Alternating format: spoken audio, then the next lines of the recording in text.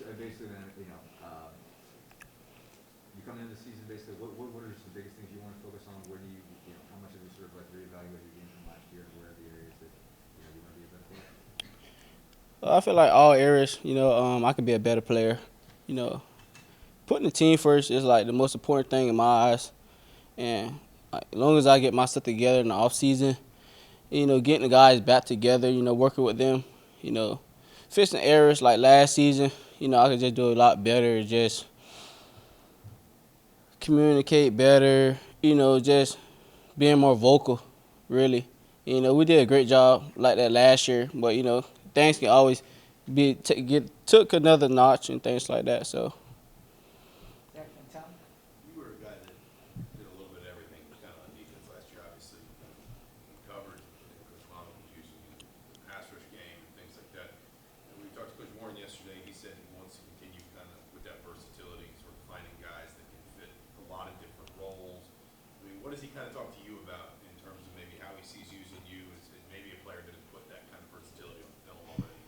right, basically the same thing. Playing outside, inside. Playing the nickel back the corner. They need me to cover the slot. They know I can do it. They need me to blitz. Now I got much better than that than my freshman year. So continue the versatility with me. Just showing I can just play any part of the field. And just get the job done for the team. And yeah. Kevin? When you got here, 2 years ago, you talked a lot about what Coach Allen had told you could happen when you got here, and a lot of that is starting to come to fruition.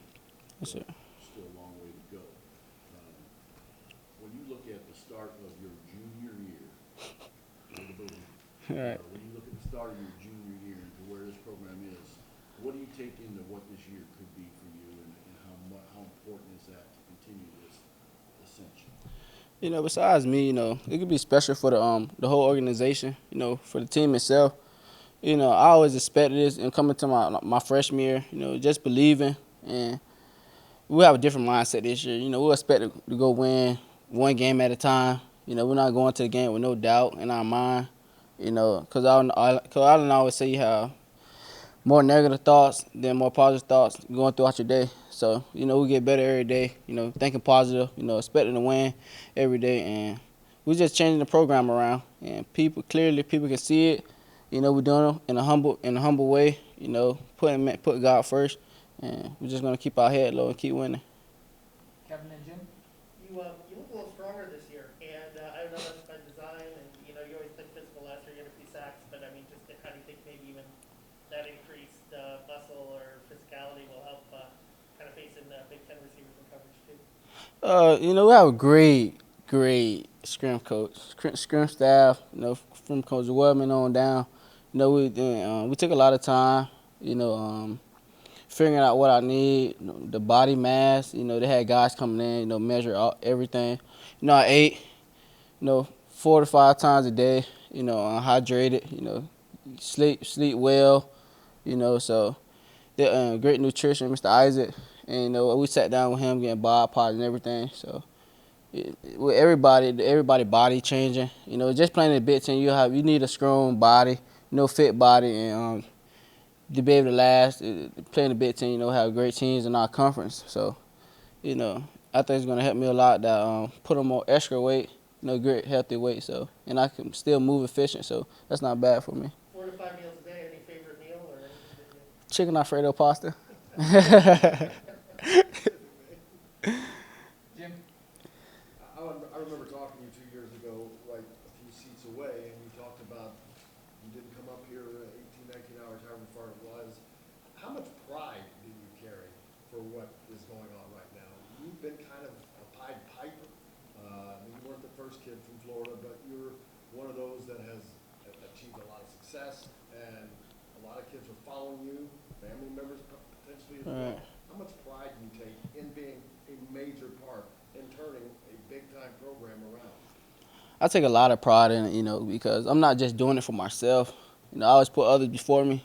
Put the team before me, put the guys in my position room before me, because I feel like they're getting better, I'm getting better. The team's smiling, I'm smiling. When the team winning, you know, the individual will get recognized, you know, because I don't always preach. And, you know, just taking pride in your work, you know, because I feel like if you don't take pride in your work, you just don't care, you know what I mean? And we don't want you on this team if you don't take pride in your work. And don't come here if you don't take pride in your work, honestly, because we're building something special. And, you know, we're not looking backwards. We heading forward, you know. Whatever happened in the past with Indiana, it just happened in the past. You know, we don't dwell on the past. We don't dwell on last season. You know, and the 2021 season is up to us. And starting today, you know, it looked very special. You know, a long way to go to get better, but we have something special coming ahead. Griffin? And I feel like you've been leading this team since you were a senior in high school, tweeting out, being very vocal. But now as kind of grassroots in your third year of the program, how has the leadership level changed for you this past summer, and especially going into fall camp and going down the stretch of the season? How do you be more of a leader now? Well, you know, each season I feel like I grew as a young man. You know, I always came in with a mature mindset. You know, just getting the guys to trust me my freshman year. Then my sophomore year, you know, the guys trust me a lot more. You know, just being more a leader, being more vocal. Because you can lead by example, but sometimes that's not good enough. You know, you have to let guys know, you know, pick it up. You know, you did a great job. You know, you have to, you know, excuse my language, but you have to rip his ass when it's time to rip his ass, honestly, you know. So, and with that, leadership grew because the coaches don't have to do it. You know, it took Michael Pennis, Tafra Fogel, Raheem Blaine. It took those guys that the coaches don't have to say nothing. It took me, including myself, you know, and the coaches don't have to be leaders for us no more. You know, the coaches just extra. You know, they just call a play call. They have guys that they can trust. The coach the younger guys up. We can call our own meetings. You know, so the program grew a lot.